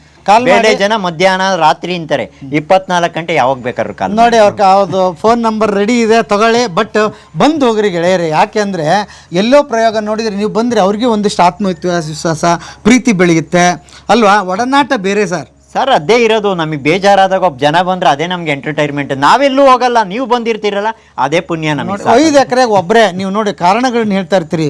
ನಮಗೆ ಜನ ಇಲ್ಲ, ಲೇಬರ್ ಸಿಗ್ತಾ ಇಲ್ಲ, ಇದನ್ನು ಬೆಳೆದ್ರಿ ಮಾರ್ಕೆಟ್ ಇಲ್ಲ, ಅವು ಎಲ್ಲದಕ್ಕೆ ಬೀಗ ಇಲ್ಲಿ ಎಲ್ಲವೂ ಇದೆ ಇಲ್ಲಿ. ಸರ್ ಎಲ್ಲ ನಮಗೆ ಆಗುತ್ತೆ ಬಿಡಿ, ಯಾರು ತಿನ್ಲಿಲ್ಲ ಅಂದ್ರೆ ನಾವೇ ತಿಂತೀವಿ. ಅಳಸ ಹೋಗೋದೇನು ಇಲ್ಲ ಇಲ್ರಿ. ಬದುಕಿನ ಜ್ಞಾನದ ಬುತ್ತಿ ಅಳಸ್ತಂತ ಬುತ್ತಿ ಇಟ್ಕೊಂಡು ಹೋಗ್ರಿ, ಅಳಸೋಂತ ಬುತ್ತಿ ಇಟ್ಕೊಂಡು ಹೋಗ್ಬೇಡ್ರಿ ಅಲ್ವಾ. ನಿಮ್ದು ಕ್ಷಮೆ ಇರ್ಲಿ, ಯಾಕಂದ್ರೆ ರುಚಿಯಾದ ಬುತ್ತಿ ಕಟ್ಕೊಟ್ಟಿದ್ದೀರಾ. ಇದ್ಯಾವುದೋ ಹಸಿ ಬುತ್ತಿ ನೀವು ಆ ಮಾತು ತೆಗೆದಾಕ್ರಿ. ನಾನು ಇವತ್ತು ನಿಜವಾದ ಬದುಕಿನ ಬುತ್ತಿ ತೋರಿಸಿದ್ದೀನಿ ಅವ್ರಿಗೆ. ಯಾಕೆ ಅಂದರೆ ಸರ್, ಜ್ಞಾನದ ಭಂಡಾರ ಸರ್. ನೀವು ಎಷ್ಟು ಸಿಂಪಲ್ ಆಗಿದ್ದೀರಿ ಸರ್. ನಿಮ್ಮನ್ನೆಲ್ಲ ನೋಡಿ ನಾವೆಲ್ಲ ಕಲಿಬೇಕು. ಯಾವ ಬಿಗುಮಾನ ಇಲ್ಲ, ಎಂಥದ್ದು ಇಲ್ಲ. ನಾನು ಆಳು ಇಲ್ಲಿ ಆಳು ಅಲ್ವಾ, ಅಡಿಯಾಳು ಅಂತಾರಲ್ಲ, ಹಂಗಾಗಿ ಇಲ್ಲಿ ಜೀವನ ಮಾಡ್ತಾ ಇದೇ ನನ್ನ ಸಾರ್ಥಕ. ನೀವು 1000 ಜನ ಇದನ್ನ ಕಲ್ತ್ಕೊಂಡ್ರಿ ಅಂದ್ರೆ ಅದೇ ಸಾರ್ಥಕ. ನಾನು ಹಣ್ಣು ಕೊಡಲ್ಲ, ಕಾಯಿ ಕೊಡಲ್ಲ. ನನ್ನ ಕೆಲಸ 100 ಜನಕ್ಕೆ ಇಷ್ಟ ಆದ್ರೂ ಸಾಕು. ದೇಶ ಸೇವೆ ಮಾಡಕ್ಕೆ ಯಾರನ್ನ ರೆಡಿ ಇದ್ರೆ ಬರ್ರಿ, ನಾನು ಜಮೀನೇ ಪ್ರಯೋಗಕ್ಕೆ ಇಟ್ಟಿದ್ದೆ 5 ಎಕರೆ, ನಿಮಗೆ ಫ್ರೀಯಾಗೇ ಕೊಡ್ತೀನಿ. ಈ ಥರನೇ ಮಾಡಬೇಕು ಅಂತ. ಕೋಳಿ ಕುರಿ ಸಾಕ್ತೀನಿ ಅಂದ್ರೆ ಅಂಥದ್ಕೆಲ್ಲ ನಾವು ಅವಕಾಶ ಇಲ್ಲ ನೋಡ್ರಿ. ಇದಕ್ಕಿಂತ ಅದ್ಭುತವಾದ ಅವಕಾಶ ಏನಾದರೂ ಇದೆಯಾ? ಎಲ್ಲ ನೀರು ನೆಳ್ಳು ಪ್ರತಿಯೊಂದು ಅವಕಾಶ ಇದೆ. ನಾನು ಮಾಡಿ ನಾನು ಉಳಿಸಲ್ಲ ಅಂತ ಗೊತ್ತೈತಿ. ಅದಕ್ಕೆ ನಾನು ಏಕಾಂಗಿಯಾಗಿ ಯಾವುದು ಶಸ್ತ್ರ ತಾಂಡಿಲ್ಲ. ಎರಡನ್ನೂ ಕತ್ತಿ ಹಿಡ್ಕೊಂಡು ಹೋರಾಡ್ಕೊಂಡ್ರೆ ಜೀವನ ನಡೆಯಲ್ಲ. ಒಂದು ಕೈಲಿ ಗುರಾಣಿ ಇಟ್ಕೋಬೇಕು. ನಾವು ಬದುಕಿ ಹೋರಾಡಕ್ಕೆ ಆಗಲ್ಲ ಈಗೆಲ್ಲ ಅಂತ. ಆಗಲಿ, ಮುಂದಿನ ದಿನಗಳಲ್ಲಿ ನೋಡೋಣ ವೀಕ್ಷಕರು. ಆಯ್ತು ಸರ್, ನಿಮಗೂ ಅಂತ್ಯ ಇಲ್ಲ, ನಮಗೂ ಅಂತ್ಯ ಇಲ್ಲ. ಇದು ನಿರಂತರವಾಗಿ ಇರ್ತಾ ಇರ್ತೈತಿ. ನಡೀಲಿ, ನಿರಂತರವಾಗಿ ನಡೀಲಿ ಸರ್. ಆರೋಗ್ಯ ಕಾಪಾಡ್ಕೊಳ್ಳಿ. ನೀವು ನಿರಂತರ, ನೀವು ಇನ್ನೂ ನಮಗೋಸ್ಕರ ಇರಬೇಕು, ನಮ್ಮ ಯುವ ಪೀಳಿಗೆಗೋಸ್ಕರ ಇರಬೇಕು. ಅದ್ಭುತವಾದ ಎಪಿಸೋಡ್. ನನಗಂತೂ ಗೆಳೆಯರೇ, ನೀವು ಬಂದು ಇಲ್ಲಿ ಎಂಜಾಯ್ ಮಾಡ್ತೀರಿ. ಒಂದ್ಸಲ ಬನ್ನಿ, ನಿಜಕ್ಕೂ ನಾನು ರಿಕ್ವೆಸ್ಟ್ ಮಾಡ್ತೀನಿ. ಇಲ್ಲಿ ಅದ್ಭುತವಾದ ಲೋಕ ಇದೆ. ಇವ್ರ ಹತ್ರ ಮಾತಾಡೋದೇ ಒಂದು ಚಂದರಿ ಅಲ್ವಾ, ಅದಕ್ಕಿಂತ ಬೇರೆ ಇನ್ನೇನು ಬೇಕು ಸಂಪತ್ತು. ಬನ್ನಿ ಒಂದ್ಸಲ ವಿಸಿಟ್ ಮಾಡಿ ಅಂತ ಹೇಳ್ತಾ ಇವತ್ತಿನ ಬದುಕಿನ ಬುತ್ತಿಯ ಕಥೆಯನ್ನು ಇಲ್ಲಿಗೆ ಮುಗಿಸ್ತೀನಿ. ಮತ್ತೆ ನಾಳೆ ಇನ್ನೊಂದು ಕತೆ, ಇನ್ನೊಂದು ಬದುಕಿನ ಬುತ್ತಿಯೊಂದಿಗೆ ತಮ್ಮ ಮುಂದೆ ಹಾಜರಾಗ್ತೀನಿ. ಅಲ್ಲಿವರೆಗೆ ನಮಸ್ತೆ. ನಮಸ್ತೆ ನಮಸ್ತೆ ನಮಸ್ತೆ ಗೆಳೆಯರೇ. ನಮಸ್ತೆ ಸರ್. ನಮಸ್ತೆ ನಮಸ್ತೆ ನಮಸ್ತೆ. Thank you sir. Thank you.